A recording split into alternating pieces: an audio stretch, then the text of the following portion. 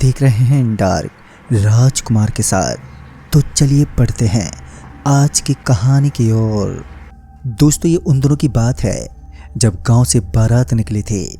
मैं और मेरा दोस्त आशुतोष, हम दोनों एक साथ एक गाड़ी लेकर निकले थे। सोमनाथ नगर गांव यहाँ से काफ़ी दूर था। काफ़ी लोगों ने गाड़ी में बैठने के लिए हमें मनाने की बहुत कोशिश की, लेकिन हमने भी तय किया था कि चाहे कुछ भी हो जाए हम दो लोग ही अपनी गाड़ी में सफ़र करेंगे। और उसके बाद वही हुआ। निरंतर अच्छी रफ्तार के साथ हमारी गाड़ी सबसे आगे चलती रही और जैसे ही शराब का एक ठेका नजर आया तो हमारे मुंह में पानी आने लगा। और बारात के इन दिनों में अगर हम लोग शराब ना पिएं तो फिर जिंदगी कैसी। उसके बाद मैंने अपने दोस्त आशुतोष को गाड़ी रोकने का इशारा किया। सोमनाथ नगर गांव अभी भी यहाँ से काफ़ी दूरी पर था। बिना शराब की गाड़ी चलाना भी हमारे लिए मुमकिन नहीं था, जिस वजह से इस भीषण गर्मी में भी मैं ठेके के पास पहुँच गया।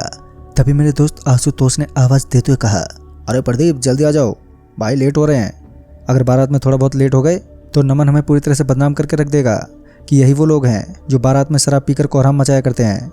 फिर मैं अपने दोस्त की बात पर हंसता हुआ बोला, अरे भाई 1 मिनट रुक जाओ। और उसके बाद मैं बियर की 2 बोतल लेकर गाड़ी में बैठ गया। गाड़ी के अंदर बैठने के बाद अब हम लोग निकल पड़े। जितना हमने सोचा था सोमनाथ नगर गांव तो उससे भी कहीं ज़्यादा दूर था। करीब 1 घंटे तक हमारी गाड़ी निरंतर चलती रही और तब जाकर हमें एक बोर्ड दिखाई दिया। सफ़ेद सफ़ेद उस बोर्ड पर काले अक्षरों में सोमनाथ नगर गांव का नाम लिखा हुआ था। मैं एक लंबी सांस खींचते बोला, चलो अच्छा है यार, अब ज़्यादा देर तक इंतज़ार नहीं करना पड़ेगा। पीछे से काफ़ी और भी गाड़ियाँ थी तो कुछ गाड़ियाँ आगे निकल गई थी। इसी बीच हमें सड़क के बीचों बीच लोगों की एक लंबी कतार दिखी। कुछ लोग एकजुट होकर पुराने फटे कपड़ों में इधर उधर टहल रहे थे। हमें गाड़ी को तुरंत ही रोकना पड़ा। आशुतोष गाड़ी से नीचे उतर गया तो मैं भी उसके पीछे पीछे गाड़ी से नीचे उतरने लगा। फिर बाद में हमें पता चला कि कब्रिस्तान में किसी आदमी को दफन किया जा रहा है। अब आशुतोष के हाथ में वो शराब की बोतल थी और वो बिना कुछ सोचे समझे उस कब्रिस्तान के अंदर तक घुस गया, जहां मुझे ये बात पहले ही मालूम पड़ गई थी। पर आशुतोष को मालूम नहीं था कि सामने की तरफ देखने वाला नज़ारा कोई उत्साह नहीं है, बल्कि लोगों का गम, या फिर यूं कहें कि एक कब्रिस्तान है। कब्रिस्तान में मौजूद लोगों की नज़र जब आशुतोष पर गई तो वो सभी आशुतोष को अजीब नज़रों से घूरने लगे थे। मगर मैंने किसी तरह बीच बचाव किया और माफ़ी मांगते हुए आशुतोष को बाहर लेकर आया। इतने में ही आशुतोष की आंखें चमक उठी और वो झटके से पीछे मुड़ा तो उसने मेरे हाथ में भी एक झटका मार दिया।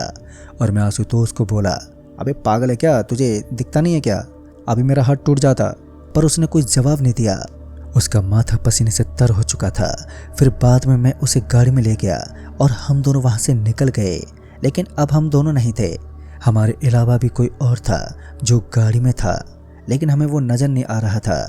मुझे भी ऐसा लगा कि बार बार मुझे कोई तिरछी नज़रों से घूर रहा है, लेकिन मैंने अपने मन का वहम मानकर इस बात को नज़रअंदाज कर दिया और उसके बाद खुद ही ड्राइविंग करने लगा।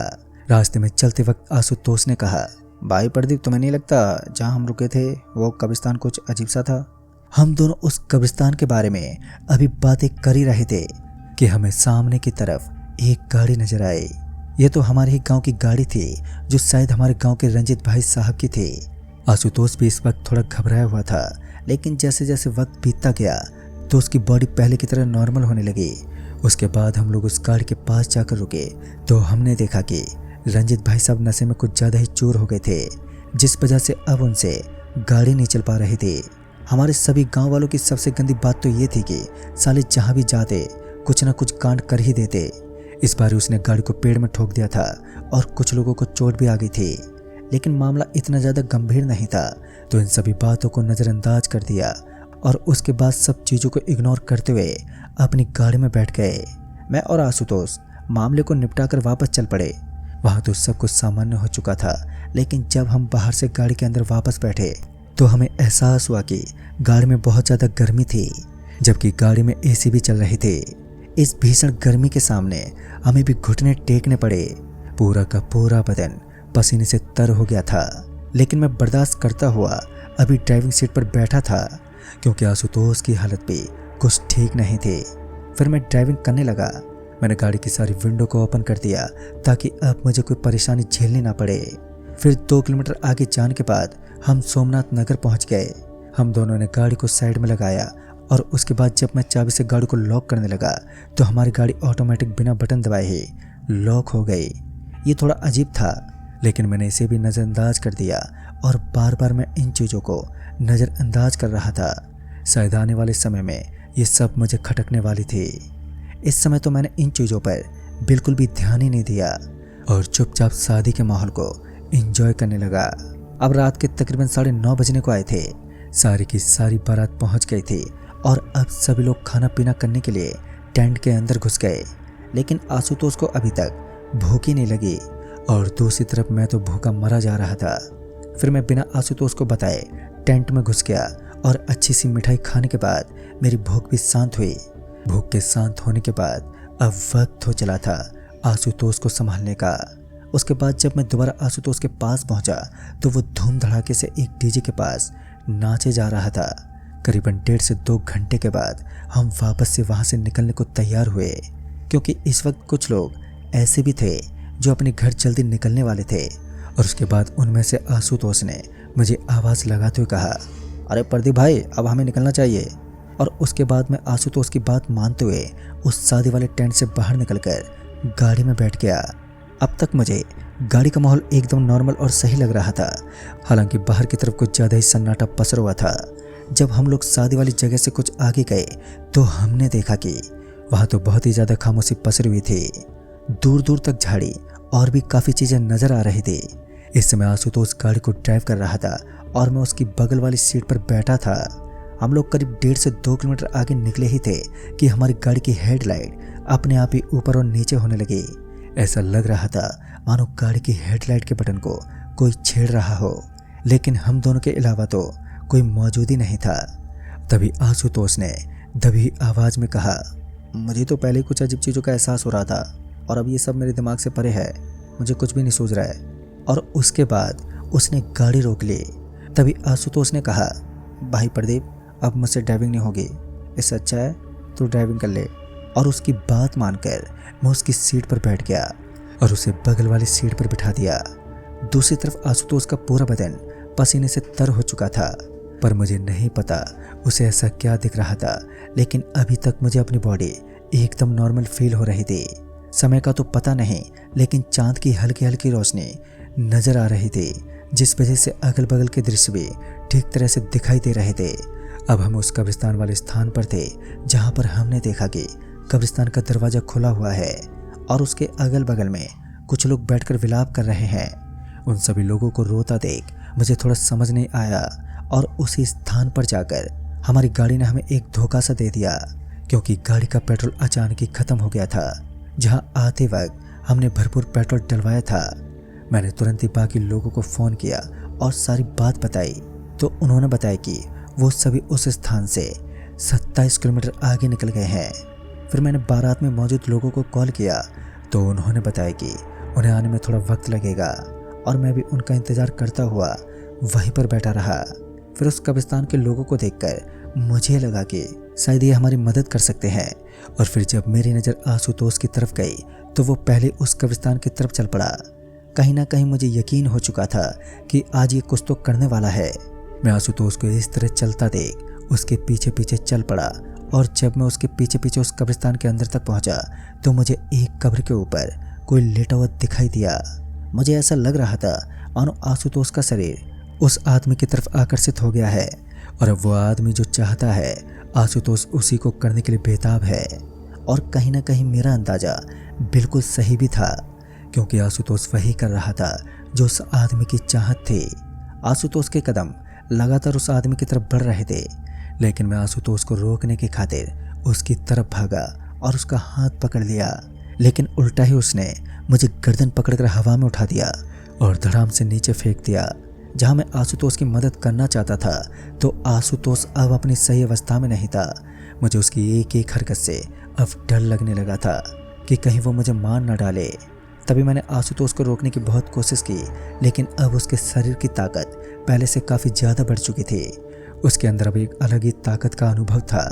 मुझे समझ ही नहीं आ रहा था कि अपने दोस्त आशुतोष को मौत के घाट उतारने से कैसे बचाऊं। फिर मैं गाड़ी की तरफ भागा ताकि मेरे हाथ में कोई हथियार आ सके। मुझे गाड़ी के अंदर कोई हथियार तो नहीं मिल पाया, लेकिन एक लोहे की रॉड जरूर दिख गई। जहाँ तक मुझे याद है कि कुछ लोग मानते हैं कि भूत प्रेत जैसी चीज़ें लोहे से भयभीत होती हैं। आज मैं इन चीज़ों का इस्तेमाल करने के लिए उस लोहे की रॉड को हाथ में लेते हुए वापस से उस कब्रिस्तान के अंदर घुस गया। इस बार मैं सीधा अपने दोस्त आशुतोष के पास गया, लेकिन आशुतोष की मनोदशा मुझे सही नहीं लग रही थी और अब वो उस कब्र के एकदम पास पहुंच गया जहां मुझे अजीब सा शख्स बैठा हुआ दिखाई दे रहा था। और जैसे आशुतोष उसके पास पहुंचा तो वो बाहर की तरफ बैठे हुए लोग जोर जोर से रोने लगे। ऐसा लग रहा था मानो उनका कोई उनसे दूर होने वाला है। अब मुझे भी घबराहट होने लगी थी और इसी बीच कब्रिस्तान की उस काली काली मिट्टी से कुछ हाथ बाहर उखड़ने लगे, जिन्होंने मेरा पैर पकड़ लिया और मेरा पैर पकड़कर वो घसीटने लगे। और जब बिजली की एक गड़गड़ाहट ने एक बार उस कब्रिस्तान का नज़ारा दिखाया तो मैंने देखा कि आशुतोष के हाथ में शराब की बोतल थी और वो शराब की बोतल को उस कब्र पर बैठे आदमी को दे रहा था। और जब मैंने उस आदमी को देखा तो मैंने पाया कि उसके चेहरे पर कटी फटी त्वचा थी, उसकी आंखों की जगह पुतलियां नजर आ रही थी जिससे आग निकल रही थी। और तब तक उन्होंने मुझे छोड़ दिया था। एक बार फिर बिजली की गड़गड़ाहट हुई और इस बार मेरा दोस्त आशुतोष जमीन पर था जिसकी छाती फटी हुई थी। आशुतोष तड़प तड़प कर मर गया और अब मुझे लगा कि शायद मरने की बारी मेरी है। लेकिन इससे पहले उस कब्रिस्तान के बाहर हेडलाइट की रोशनी ने मेरे अंदर एक उम्मीद जगा दी और उसके बाद मैं दुम दबाकर भागता हुआ उस कब्रिस्तान से बाहर निकल गया। अपने आप को सही सलामत देखकर मुझे तो खुशी हो रही थी, लेकिन उससे भी बहुत बड़ा दुख था कि मैंने अपने एक अच्छे दोस्त आशुतोष को खो दिया था।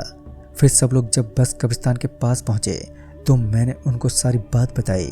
सभी लोग कब्रिस्तान के अंदर घुस गए और कब्रिस्तान के अंदर जाने के बाद हमने देखा कि आशुतोष का पूरा बदन चूर चूर हो चुका था। उसकी बॉडी के चिथड़े चिथड़े बन गए थे और सारी बॉडी को समेटकर उसके घर तक पहुंचा दिया गया। दोस्तों, उसकी मौत का गम आज भी मेरे दिमाग में सवार है। उसकी एक ही गलती थी कि वो शराब की बोतल लेकर कब्रिस्तान के अंदर घुस गया था और उसकी इसी गलती ने उससे उसकी ज़िंदगी छीन ली। पर मैं उन रास्तों के करीब से कभी नहीं गुजरता जहां मुझे लगता है कि इस रास्ते पर कोई कब्रिस्तान भी मौजूद है। तो दोस्तों, इस कहानी में बस इतना ही। कहानी आपको पसंद आई हो तो वीडियो को लाइक शेयर ज़रूर कर दें और साथ ही हमें नीचे कमेंट बॉक्स में ज़रूर बताएं। तो मैं आपका दोस्त राजकुमार जल्द ही मिलूँगा ऐसी एक और नई कहानी के साथ। तब तक के लिए बाय एंड टेक केयर।